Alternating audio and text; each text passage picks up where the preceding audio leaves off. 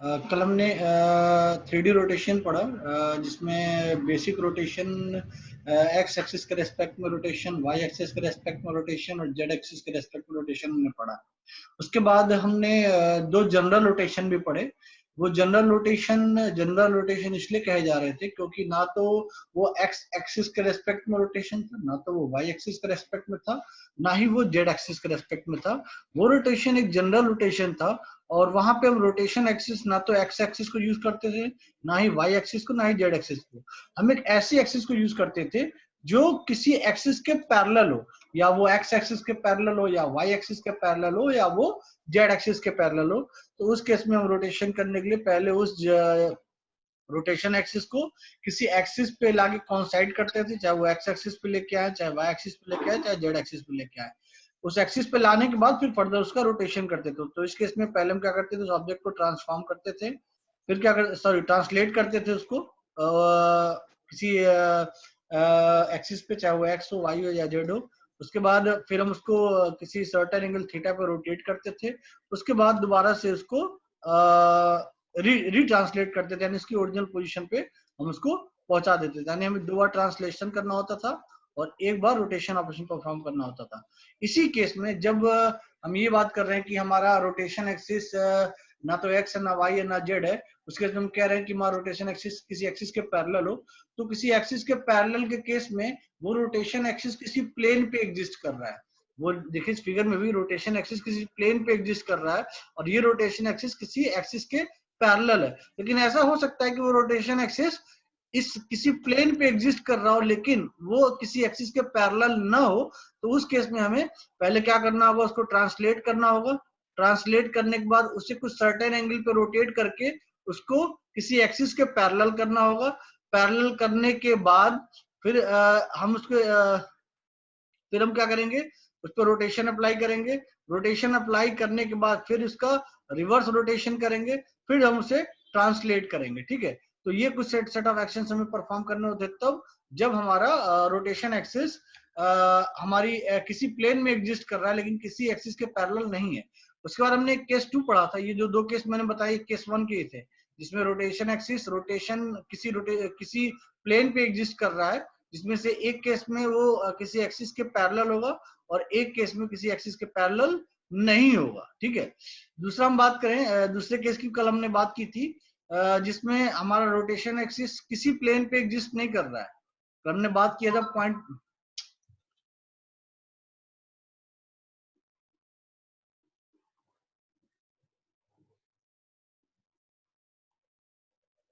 Hello, connect हो गया दोबारा से? खड़ियर, खड़ियर सुन पा रहे हैं मुझे?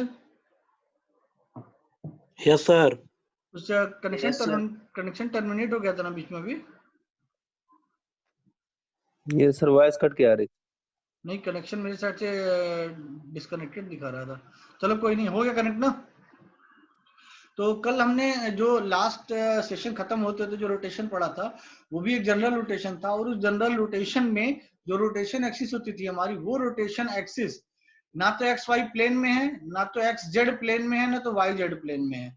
वो किसी 3D स्पेस में एग्जिस्ट कर रहा है। ठीक है, तो हमें रोटेशन परफॉर्म करने के लिए कल मैंने बताया था, पहले हम उस रोटेशन एक्सिस को किसी सर्टेन एंगल, सॉरी, पहले हम क्या करेंगे, उस रोटेशन एक्सिस को ओरिजिन पे खींच के लाएंगे, यानी पहले हम उसको ट्रांसलेट करेंगे, जैसा कि कल हमने बताया था आपको। एक मिनट, आपको पॉइंट वाइज समझाऊंगा तो ज्यादा समझ में आएगा। एक मिनट रुकिएगा। स्टेप्स कहाँ गए इसके?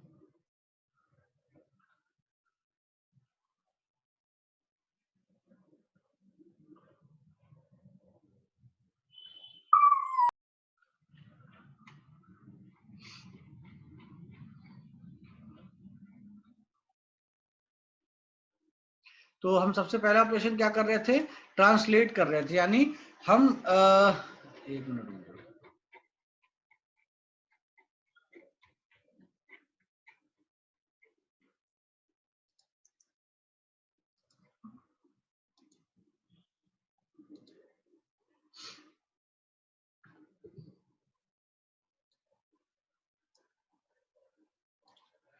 हम पहले क्या कर रहे थे, इस रोटेशन एक्सिस की बात करें, एक मिनट।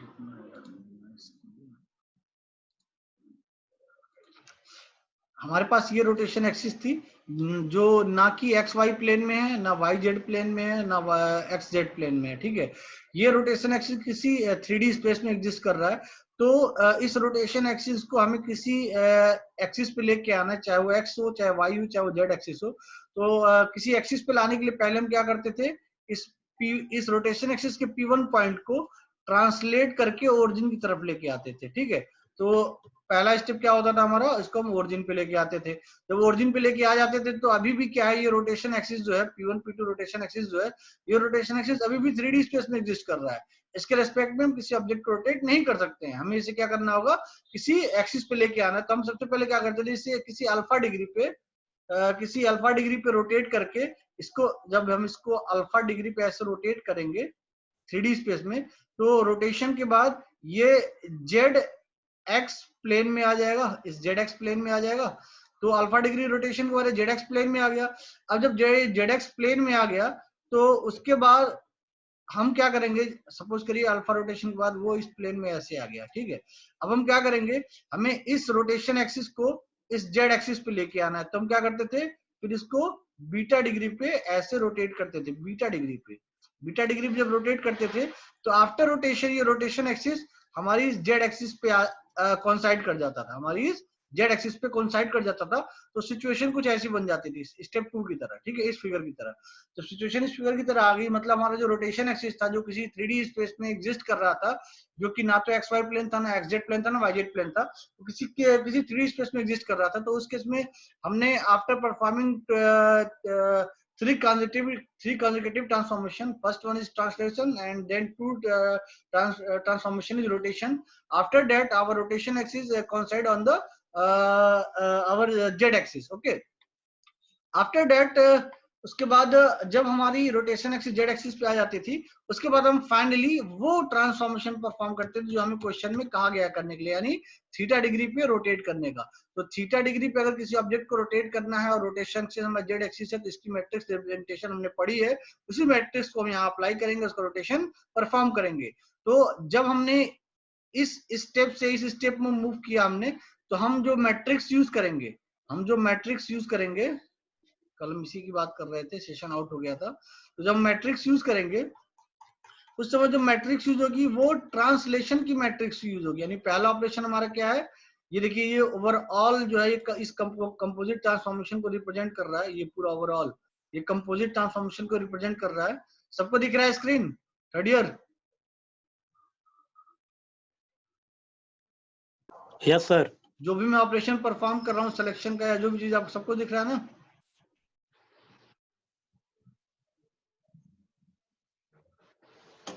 दिख रहा है ना? Yes sir. हाँ, तो हमें फाइनली करना क्या है, Yes, sir. कि हमें ऑब्जेक्ट को थीटा डिग्री पे रोटेट करना है। और रोटेशन एक्सिस जो है, वो रोटेशन एक्सिस हमारी ऐसी एक्सिस है जो किसी 3D स्पेस में एग्जिस्ट कर रही है। तो हमें क्या करना था, सबसे पहले हमने ट्रांसलेट किया पॉइंट P1 को। देखिए, हमने T को सेलेक्ट किया, हमने ट्रांसलेशन ऑपरेशन परफॉर्म किया और पॉइंट T को लेकर के आए, पॉइंट P1 को लेकर के आए इस ओरिजिन पे। जब हम इस ओरिजिन पे लेके आए, इसका मतलब हमने सबसे पहला ट्रांसफॉर्मेशन जो परफॉर्म किया वो था ट्रांसलेशन का, कैपिटल T, ठीक है। उसके बाद मैंने आपको बताया था कि एक्स एक्सिस के रेस्पेक्ट में आपको उस रोटेशन एक्सिस को किसी अल्फा डिग्री पे रोटेट करेंगे। तो उसके लिए जब आप एक्स एक्सिस के रेस्पेक्ट में उस रोटेशन एक्सिस को अल्फा डिग्री पे रोटेट कर रहे हैं, तो एक्स एक्सिस के रेस्पेक्ट में किसी ऑब्जेक्ट को रोटेट करने का मैट्रिक्स हमने ऑलरेडी पढ़ा हुआ है, पढ़ा है।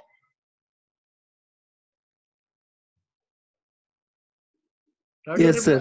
हाँ, तो वो वाली मैट्रिक्स हम यहाँ लिखेंगे, एक्स एक्सिस के रेस्पेक्ट में किसी ऑब्जेक्ट को रोटेट करते हैं अल्फा डिग्री पे, तो वो मैट्रिक्स हम यहाँ लिखेंगे, ठीक है। उसके बाद हम उसी रोटेशन एक्सिस को जो इस समय करंटली एक्स जेड प्लेन में एग्जिस्ट कर रहा है, उसको अब हमें कहाँ लेके आना है, जेड एक्सिस पे लेके आना है। तो जेड एक्सिस पे लाने के लिए हम वाई एक्सिस के रेस्पेक्ट में, क्योंकि वो एक्स जेड प्लेन में है, अब उसको प्लेन में ही रोटेट करके जेड पे ले आना है।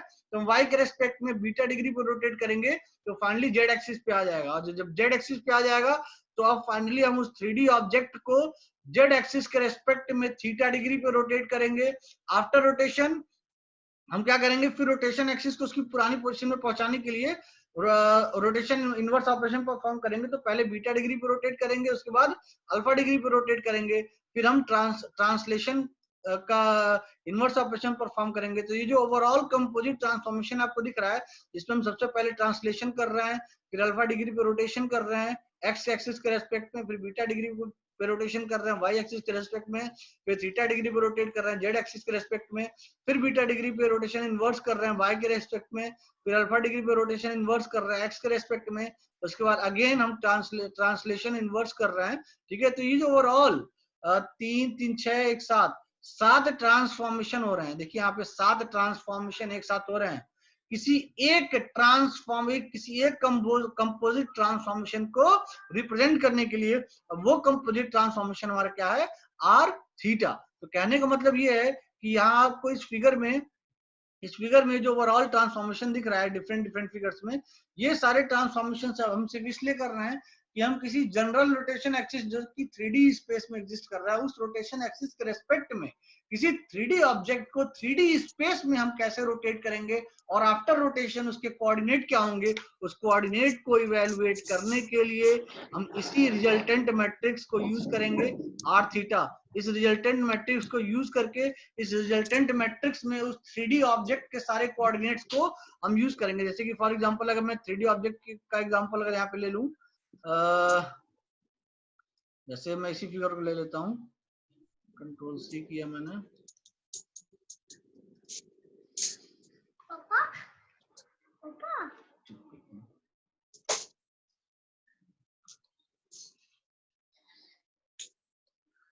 जैसे ये हमारा रोटेशन एक्सिस था, ठीक है,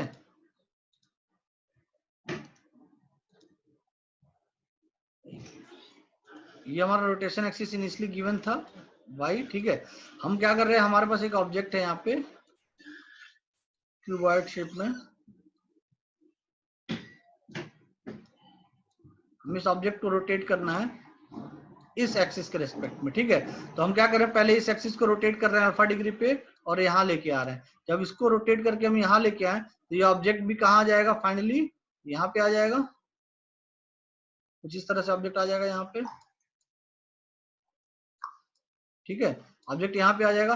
फिर फाइनली जब उसको हम बीटा डिग्री पे रोटेट करके रोटेशन एक्सिस यहाँ पे लेके आएंगे तो ऑब्जेक्ट भी मूव होके यहाँ पे आ चुका होगा, ठीक है, ऑब्जेक्ट मूव होके यहाँ पे आ चुका होगा, ठीक है।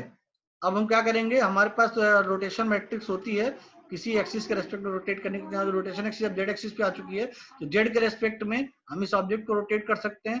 जब ऑब्जेक्ट को रोटेट करेंगे थीटा डिग्री पे, तो हो सकता है आफ्टर रोटेशन वो ऑब्जेक्ट की लोकेशन कुछ और हो जाए, यहाँ के अलावा कहीं और चले जाए। हो सकता है वो आफ्टर रोटेशन, मान लीजिए वो आफ्टर रोटेशन जब जेड के रेस्पेक्ट में हमने ऑब्जेक्ट को रोटेट किया, तो आफ्टर रोटेशन वो ऑब्जेक्ट सपोज जेड के रेस्पेक्ट में रोटेट किया, तो आफ्टर पहले ऑब्जेक्ट यहाँ पे था, मान लीजिए पहला ऑब्जेक्ट यहाँ पे था 3D ऑब्जेक्ट क्यूबॉइड जो है, लेकिन आफ्टर रोटेशन वो कहाँ आ गया, आफ्टर रोटेशन वो ऑब्जेक्ट यहाँ पे आ गया, ठीक है। तो आफ्टर रोटेशन यहाँ पे आ गया, लेकिन रोटेशन एक्सिस जो है जिसके रेस्पेक्ट हमने इस ऑब्जेक्ट को रोटेट किया, ये रोटेशन एक्सिस अभी अपनी ओरिजिनल लोकेशन पे तो नहीं है ना। जब ये इसको ओरिजिनल लोकेशन पे दोबारा से पहुंचाएंगे, ये वाली जेड पे जो रोटेशन एक्सिस एग्जिस्ट कर रही है वो दोबारा से यहाँ पे आएगी। जब हम माइनस बीटा डिग्री पे रोटेट करेंगे, पहले बीटा डिग्री पे रोटेट किया था, माइनस बीटा पे रोटेट करेंगे, तो जब रोटेट करेंगे तो ये जो ऑब्जेक्ट आफ्टर रोटेशन यहाँ पे एग्जिस्ट कर रहा है। हाँ, क्वेश्चन किसी का क्या, कुछ कोई क्वेरी क्या किसी की? No sir. हाँ, तो जो बीटा माइनस बीटा डिग्री पे फिर से रोटेट करेंगे तो ये ऑब्जेक्ट आफ्टर रोटेशन जो यहाँ पे एग्जिस्ट कर रहा था, यहाँ पे एग्जिस्ट कर रहा था, वो रोटेट कहाँ पे आ जाएगा, यहाँ पे आ जाएगा। फिर जब माइनस अल्फा डिग्री पे रोटेट करेंगे तो आफ्टर रोटेशन वो ऑब्जेक्ट कहाँ आ जाएगा, वो ऑब्जेक्ट यहाँ कहीं आ जाएगा, ठीक है। तो अब ये क्या होगी हमारी, जब आफ्टर रोटेशन यहाँ पे ऑब्जेक्ट आ गया, फिर हम क्या करेंगे, उसको ट्रांसलेट भी करेंगे। जब ट्रांसलेट करेंगे तो ट्रांसलेट करने के बाद ये वाला जो ट्रांसलेट करने के बाद जो हमारा ये आपको जो एक्सिस दिख रहा है, ये वाला ट्रांसलेट करने के बाद ये जो ये एक्सिस जिसको हम, जो कि यहाँ कभी एग्जिस्ट कर रहा था, इसको हम खींच के यहाँ पे लाए थे ना, जब इसको हम दोबारा से ट्रांसलेट करेंगे इसके ओरिजिनल पोजीशन पे, तो आफ्टर रोटेशन अगर ऑब्जेक्ट यहाँ था तो हो सकता हो ये ट्रांसलेट करने के बाद वो ऑब्जेक्ट यहाँ पहुंच जाए। ये क्या होगी, आफ्टर थीटा डिग्री पे रोटेशन की, after rotation about theta degree, ये उस ऑब्जेक्ट की न्यू लोकेशन होगी। तो हमें क्या करना है, इस ऑब्जेक्ट के नए कोऑर्डिनेट्स को फाइंड आउट करने के लिए हमें इस वाली रोटेशन मैट्रिक्स में, हमें इस वाली रोटेशन मैट्रिक्स आर थीटा जो कि कंपोजिट ट्रांसफॉर्मेशन से हमें मिली है, इस आर थीटा में हमें उस क्यूबॉइड के, इस क्यूबॉइड में कितने पॉइंट्स हैं, 8 पॉइंट हैं। तो इन 8 पॉइंट्स के कोऑर्डिनेट हम उस कंपोजिट रोटेशन मैट्रिक्स में हम जब मल्टीप्लाई करेंगे तो हमें न्यू कोऑर्डिनेट्स पता चल जाएंगे इस कोऑर्डिनेट के after rotation of theta degree about rotation axis. इतना क्लियर है? थर्ड ईयर माइक ऑन कर लो। Yes. सभी लोग माइक ऑन कर लो एक बार। जिसमें मैंने जो आपको रोटेशन बताया अभी तक, जिसमें से 3 रोटेशन तो जो हमारे जनरल 3 रोटेशन तो हमारे बेसिक रोटेशन थे, जिसमें X axis, Y axis, Z axis था। उसके बाद हमने 2 रोटेशन ऐसे पढ़े जो जनरल रोटेशन थे, जिसमें एक केस में रोटेशन एक्सिस के पैरेलल होती थी और एक केस में रोटेशन एक्सिस हमारी किसी 3D स्पेस में होती थी। ठीक है, तो ये जो ओवरऑल हमने रोटेशन पढ़ा, ये रोटेशन सबको क्लियर है? Yes sir.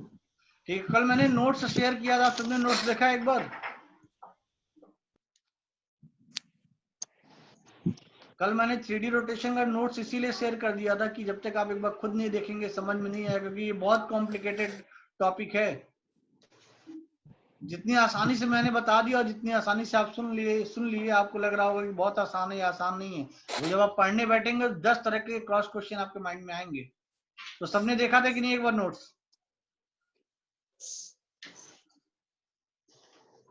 कुछ तो रिप्लाई कर दिया करो यार, ऐसे लग रहा है कि मैं ही से पढ़ा रहा हूँ, कोई कुछ सुन ही नहीं रहा है। आपने नोट्स देखा था कल?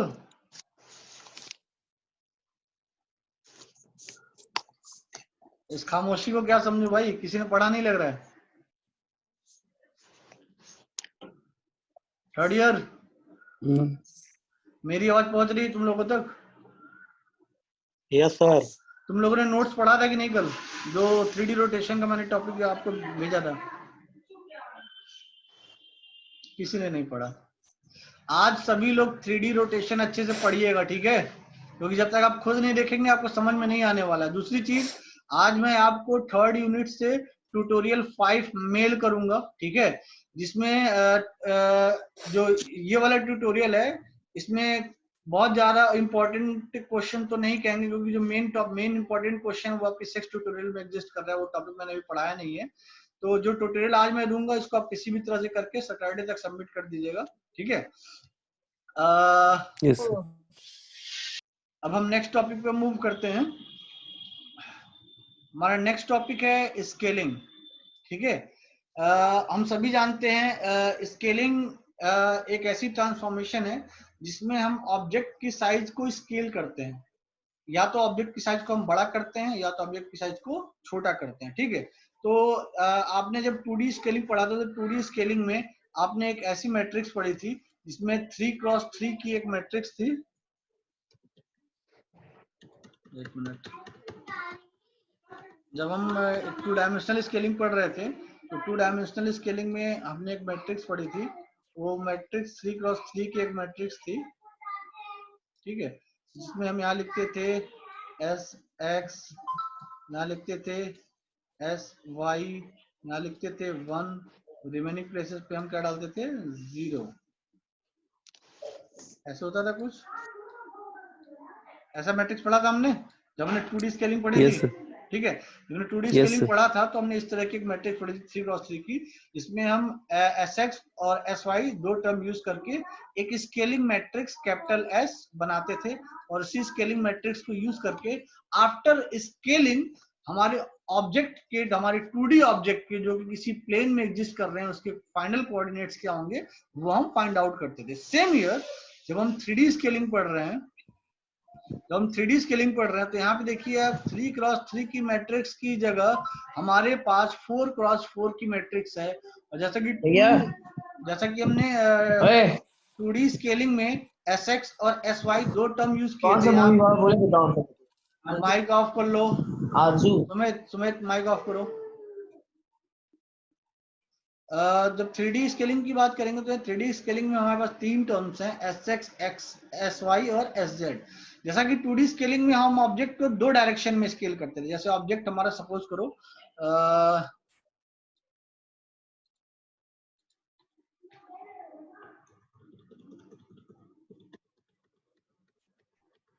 2D स्केलिंग में हमारे पास ऐसे 2 डायमेंशनल कोऑर्डिनेट सिस्टम होता था, x और y। हमारे पास सपोज करो एक क्यूब था, ठीक है। जब हम जो ये क्यूब है, ये क्यूब क्या है, सॉरी क्यूब बोल रहा हूँ, स्क्वायर, ये स्क्वायर है। ये स्क्वायर क्या हमारे टू डायमेंशनल ऑब्जेक्ट है, 2D ऑब्जेक्ट है। और ये 2D ऑब्जेक्ट किसी 2D प्लेन में एग्जिस्ट कर रहा है, ठीक है। इसलिए अगर हम इस ऑब्जेक्ट की स्केलिंग करेंगे तो ये स्केलिंग 2 डायमेंशनल स्केलिंग कहलाएगी। मतलब हम इस ऑब्जेक्ट को जब स्केल करेंगे तो इस ऑब्जेक्ट की जो साइज है वो लेंथ के डायरेक्शन में सपोज करो SX यूनिट बढ़ेगी, SX टाइम इंक्रीज करेगी, और Y के डायरेक्शन में SY टाइम इंक्रीज करेगी या डिक्रीज करेगी। SX यूनिट ये X डायरेक्शन में इंक्रीज करेगी या डिक्रीज करेगी, और SX यूनिट जो है ये Y डायरेक्शन में इंक्रीज करेगी या डिक्रीज करेगी। लेकिन अगर हम 3D स्केलिंग की बात करें तो 3D स्केलिंग में हमारे पास XY दो प्लेन ना होके हमारे पास तीन प्लेन, सॉरी XY प्लेन बोल रहा हूँ, XY दो कोऑर्डिनेट ना होके हमारे पास तीन कोऑर्डिनेट हैं, XYZ। यानी जो कोऑर्डिनेट सिस्टम हम यहाँ यूज कर रहे हैं वो 3 डायमेंशनल कोऑर्डिनेट सिस्टम है। और यहाँ जिस ऑब्जेक्ट को हमें स्केल करना है वो ऑब्जेक्ट किसी प्लेन में नहीं है, वो ऑब्जेक्ट किसी 3D स्पेस में है। कहने का मतलब ये है कि हमारे पास जो ऑब्जेक्ट है वो ऑब्जेक्ट कोई स्क्वायर नहीं है, वो ऑब्जेक्ट क्या है, एक क्यूब है, एक क्यूबॉइड है। अब हमें इस क्यूबॉइड को क्या करना है, स्केल करना है। स्केल करना मतलब इस क्यूबॉइड की साइज को या तो बढ़ाना है या तो घटाना है। तो अगर हम इस क्यूबॉइड की साइज को बढ़ाना या घटाना चाहते हैं तो हम इस क्यूबॉइड को x डायरेक्शन में SX टाइम या तो इंक्रीज करेंगे या डिक्रीज करेंगे। y डायरेक्शन में इस क्यूबॉइड को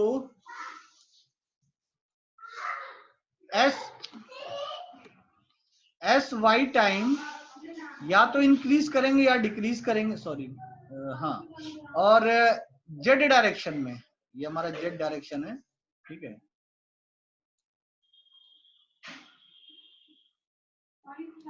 ये हमारा Z डायरेक्शन है। Z डायरेक्शन में हम इस क्यूबॉइड को SZ टाइम या तो इंक्रीज करेंगे या डिक्रीज करेंगे। तो हमने क्या किया, इस क्यूबॉइड को जो कि एक 3D ऑब्जेक्ट है और 3D स्पेस में एग्जिस्ट कर रहा है, इसको हम X डायरेक्शन, Y डायरेक्शन और Z डायरेक्शन में स्पेसिफिक क्वांटिटी में, एक गिवन क्वांटिटी में हम क्या कर रहे हैं, इसको या तो बढ़ा रहे हैं या तो घटा रहे हैं, जिसकी वजह से इस क्यूबॉइड का साइज जो है और शेप वो दोनों क्या करेगा, वेरी करेगा, चेंज होगा। और डिपेंड करता है इसका शेप बदल रहा है या नहीं बदल रहा है इस पे कि हमारे जो स्केलिंग पैरामीटर है सब इक्वल है या डिफरेंट है। तो इसीलिए यहाँ पे हम इस 3D स्केलिंग को रिप्रेजेंट करने के लिए एक 4x4 की मैट्रिक्स यूज कर रहे हैं, या यूं कहें कि 3D स्केलिंग को मैथमेटिकली मैट्रिक्स फॉर्म में रिप्रेजेंट करने के लिए, ताकि हम अपनी कैलकुलेशन को आसान कर सकें, हम एक 4x4 की मैट्रिक्स लेते हैं और इस मैट्रिक्स में हम 4 पैरामीटर्स यूज करते हैं, SX, SY एंड SZ। इन्हीं तीन वैल्यूज के बिहाफ पे हम किसी भी 3D ऑब्जेक्ट की साइज को या तो बड़ा करते हैं या तो छोटा करते हैं। अब जिस ऑब्जेक्ट की साइज को हमें स्केल करना है, बड़ा करना है, छोटा करना है, उसके कोऑर्डिनेट्स हम यहाँ लिखते हैं। जैसा कि आपको देखिए यहाँ पे 4x1 की एक मैट्रिक्स दिख रही है। अगर मैं क्यूबॉइड की बात करूं तो इस 4x1 की मैट्रिक्स की जगह किस ऑर्डर की मैट्रिक्स आएगी, थोड़ी रिप्लाई करो। अगर मैं क्यूबॉइड को स्केल करने की बात करूं तो स्केलिंग मैट्रिक्स तो ये वाली हो जाएगी। ठीक है। और उस 3D ऑब्जेक्ट के कोऑर्डिनेट्स को रिप्रेजेंट करने के लिए यहाँ पे जो मैट्रिक्स यूज करेंगे, जो यहाँ पे आपको XYZ मैट्रिक्स दिख रही है, जो कि 4x1 की मैट्रिक्स है, इस मैट्रिक्स का ऑर्डर क्या होगा क्यूबॉइड के केस में? 4x8। वेरी गुड, 4x8, क्योंकि क्यूबॉइड में 8 पॉइंट है और हम किसी भी मैट्रिक्स, जो यहाँ मैट्रिक्स हम यूज कर रहे हैं, इस मैट्रिक्स का हर एक कॉलम किसी ऑब्जेक्ट के किसी एक पॉइंट के कोऑर्डिनेट को रिप्रेजेंट करता है। तो हमारे पास कीबोर्ड में 8 पॉइंट है, तो ये मैट्रिक्स क्या हो जाएगी? 4x8 की मैट्रिक्स हो जाएगी। और जिस स्केलिंग मैट्रिक्स साथ मल्टीप्लाई करना है वो 4x4 की मैट्रिक्स है, यानी हमें 4x4 की मैट्रिक्स के साथ एक 4x8 की मैट्रिक्स को मल्टीप्लाई करना है। और आफ्टर मल्टीप्लीकेशन आउटपुट में हमारे पास यहाँ जो x डैश y डैश और z डैश वाली मैट्रिक्स आएगी, आउटपुट मैट्रिक्स, इस मैट्रिक्स का ऑर्डर कितना होगा?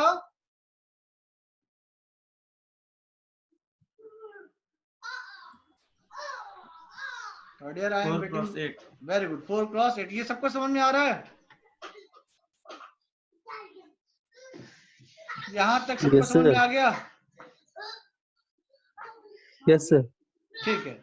और ये जो मैट्रिक्स बनी है, ये मैट्रिक्स बेसिकली कुछ तरह ये फॉर्म रिप्रेजेंट करती है कि जो x डैश मिलेगा, उस x डैश का मतलब है x इंटू एस एक्स, यानी x उस ऑब्जेक्ट का x डायरेक्शन का कोऑर्डिनेट को sx के साथ मल्टीप्लाई करेंगे तो हमें न्यू कोऑर्डिनेट मिल जाएंगे। ठीक है।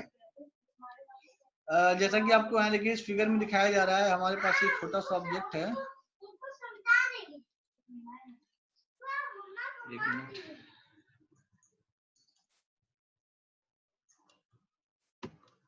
हमारे पास यहाँ एक छोटा सा 3D ऑब्जेक्ट है पिरामिड शेप का। एक मिनट होल्ड करना जरा बेटा। आरुष चुप रहो, एकदम बोलो नहीं, पढ़ा रहे हैं बच्चों को। यहाँ आपको फिगर में दिख रहा होगा, इस फिगर में एक छोटा सा क्यूबॉइड है। इस फिगर में एक छोटा सा क्यूबॉइड दिख रहा है। हम इस क्यूबॉइड को स्केल कर रहे हैं, तो स्केल करने में देखिए हम इस क्यूबॉइड की साइज बढ़ रही है, यानी बढ़ रही है मतलब ये क्यूबॉइड जो कि 3D शेप में है, ये एक्स डायरेक्शन में भी इसकी साइज इनलार्ज हो रही है, वाई डायरेक्शन में भी हो रही है और जेड डायरेक्शन में हो रही है। यानी एक्स डायरेक्शन में इसकी साइज को बढ़ाने के लिए हम इसके एक्स कोऑर्डिनेट में एस एक्स पैरामीटर का मल्टीप्लिकेशन कर रहे हैं, वाई डायरेक्शन में इसकी साइज बढ़ाने के लिए इसके वाई पॉइंट्स के वाई कोऑर्डिनेट में एस वाई पैरामीटर का मल्टीप्लिकेशन कर रहे हैं, और इस ऑब्जेक्ट के जेड डायरेक्शन में साइज को इनलार्ज करने के लिए इस ऑब्जेक्ट के हर पॉइंट्स के जेड कोऑर्डिनेट में हम एस जेड पैरामीटर का मल्टीप्लिकेशन कर रहे हैं। तो इस तरह से हम किसी गिवन ऑब्जेक्ट के साइज को स्केल कर सकते हैं इन 3D coordinate system for any 3D object. ठीक है। तो किसी भी 3D स्केलिंग में उस ऑब्जेक्ट का साइज बढ़ता है या घटता है, लेकिन उस ऑब्जेक्ट का शेप नहीं चेंज होता है। ये सिर्फ और सिर्फ तब पॉसिबल है जब वो स्केलिंग हम यूनिफॉर्म स्केलिंग करें। यूनिफॉर्म स्केलिंग का मतलब बेटा देखिए मैंने लाइन डार्क कर दिया है। यूनिफॉर्म स्केलिंग का मतलब S X equal to S Y equal to S Z. Clear है यहां तक? Yes, sir. ठीक है। चलो अब ये तो हो गया हमारा जनरल स्केलिंग बेटा। जनरल स्केलिंग मतलब हम किसी भी ऑब्जेक्ट को किसी 3D कोऑर्डिनेट सिस्टम के ओरिजिन के रेफरेंस में, हम किसी भी ओरिजिन के रेफरेंस में, मतलब जो 0,0,0 पॉइंट होता है जिसको हम ओरिजिन कहते हैं, उस 3D कोऑर्डिनेट सिस्टम के ओरिजिन के रेफरेंस में हम किसी भी ऑब्जेक्ट को हम स्केल कर रहे हैं। मतलब ओरिजिन का रेफरेंस का मतलब है,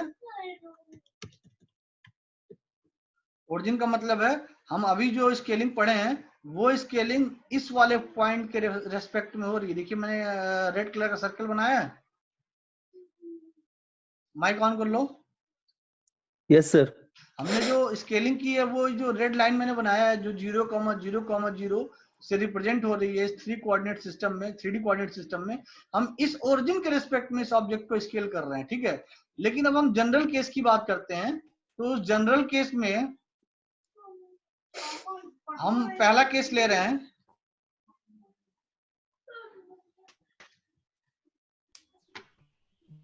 पहला केस ले रहे हैं, केस है कि scaling with respect to selected fixed position. ठीक है, हम किसी फिक्स पोजीशन, हमारे पास कोई पोजीशन गिवन है और उस पोजीशन, उस पॉइंट के जो कोऑर्डिनेट है वो एक्स एफ, वाई एफ और जेड एफ है। हम यानी हम यहाँ अब ओरिजिन को नहीं ले रहे हैं, पहले हमारा एक्स वाई जेड जो ओरिजिन था वो 0,0,0 था।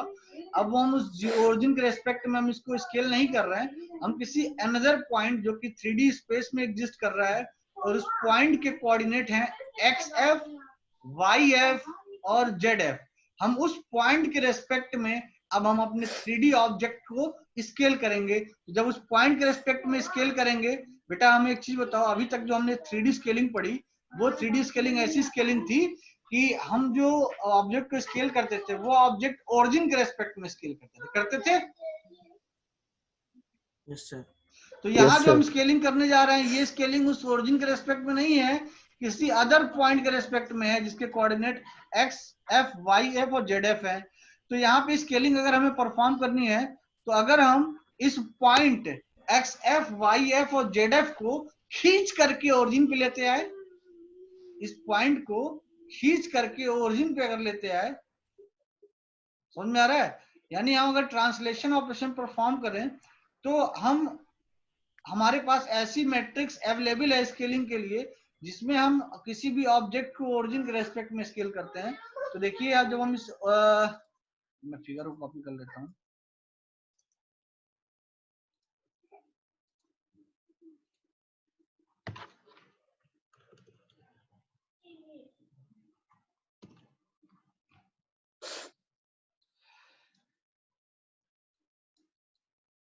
बेटा नॉर्मली जो हम स्केलिंग करते थे, हमेशा स्केलिंग हम इस पॉइंट के रेस्पेक्ट में करते थे, इस पॉइंट के रेस्पेक्ट में, ठीक है। लेकिन हमारे पास क्वेश्चन में कह रहा है कि आपको जो स्केलिंग करनी है वो स्केलिंग इस पॉइंट के रेस्पेक्ट में करनी है। मतलब ऑब्जेक्ट का जो कोई एक पॉइंट है, इस 3D ऑब्जेक्ट का कोई एक पॉइंट है, उस पॉइंट के रेस्पेक्ट में आपको स्केलिंग करनी है। तो हमें क्या करना होगा, हमें इस point X F, Y F और जेड एफ को खींच करके इस ओरिजिन पे ले आना होगा। Yes, sir. इतना समझ में आ रहा है सबको? Yes, sir. तो जब इस पॉइंट को हम खींच के ओरिजिन पे लेके आएंगे तो हमारे पास कुछ ऐसा सीन आ जाएगा, हमारे पास कुछ ऐसा सीन बन जाएगा कि जो पॉइंट पहले यहां एग्जिस्ट कर रहा था, जो पॉइंट पहले यहां एग्जिस्ट कर रहा था, हमारा स्केलिंग पॉइंट जिसके रिस्पेक्ट में हमें ऑब्जेक्ट को स्केल करना है, उस पॉइंट को देखिए, यहाँ देखिए एरो से दिखाया हुआ है, इस पॉइंट को खींच करके कहां लेके आ गए, ओरिजिन पे लेके आ गए। तो वो उस ऑब्जेक्ट का जो एक पॉइंट जो कि स्केलिंग पॉइंट था वो भी कहाँ आ जाएगा, और ओरिजिन पे आ जाएगा। तो फिगर कुछ इस तरह से कन्वर्ट हो जाएगा। Yes, sir. ठीक है, यहां तक समझ में आ गया? उसके बाद Yes, sir. अब हमें क्या करना है, अब हम ओरिजिन पे आ चुके हैं। ओरिजिन के रेस्पेक्ट में किसी भी ऑब्जेक्ट को स्केल करने का हमारे पास मैथमेटिकल रिप्रेजेंटेशन है मैट्रिक्स के फॉर्म में, ये वाला आपको स्क्रीन पे दिख रहा होगा। Sir. हाँ ठीक है, तो इसी मैट्रिक्स को क्या करेंगे, अब अप्लाई करेंगे, और जब इस मैट्रिक्स को अप्लाई करेंगे तो हम इस ऑब्जेक्ट को स्केल कर लेंगे। तो आफ्टर स्केलिंग उस ऑब्जेक्ट का जो शेप होगा कुछ इस तरह से हो जाएगा। यहाँ देखिए तीसरा वाला फिगर आपको दिख रहा होगा, तीसरा number figure, figure A, figure B के बाद ये जो नीचे वाला, ए के नीचे वाला जो फिगर है। अब हमने इस फिगर में क्या किया, ऑब्जेक्ट Yes, को sir. स्केल कर लिया, लेकिन आफ्टर स्केलिंग ये ऑब्जेक्ट अपनी ओरिजिनल लोकेशन पे नहीं है। अब इसको ओरिजिनल लोकेशन में पहुंचाने के लिए हम दोबारा इसको क्या करेंगे, इसको ट्रांसलेट करेंगे, ट्रांसलेट इनवर्स ऑपरेशन परफॉर्म करेंगे, और इसके S F, X F, Y F और जेड एफ को इसके ओल्ड लोकेशन पे जब पहुंचाएंगे तो हमारा ये वाला फिगर, लास्ट वाला फिगर जो होगा वो हमारा फाइनल स्केलिंग ट्रांसफॉर्मेशन हमारा कंप्लीट हो जाएगा। तो इस ओवरऑल ट्रांसफॉर्मेशन को रिप्रेजेंट करने के लिए यहाँ पे देखिए एक मैट्रिक्स दिखाई गई है, जिसमें हम पहले एक ट्रांसलेशन ऑपरेशन परफॉर्म कर रहे हैं, जिसमें ऑब्जेक्ट को ओरिजिन की तरफ लेके जा रहे हैं, मतलब जो स्केलिंग पॉइंट है उसको ओरिजिन की तरफ लेके जा रहे हैं। जब ओरिजिन की तरफ ले जाएंगे तो हमें -x, -y और -zf टाइम मूव करना होगा ओरिजिन की तरफ। Yes, sir.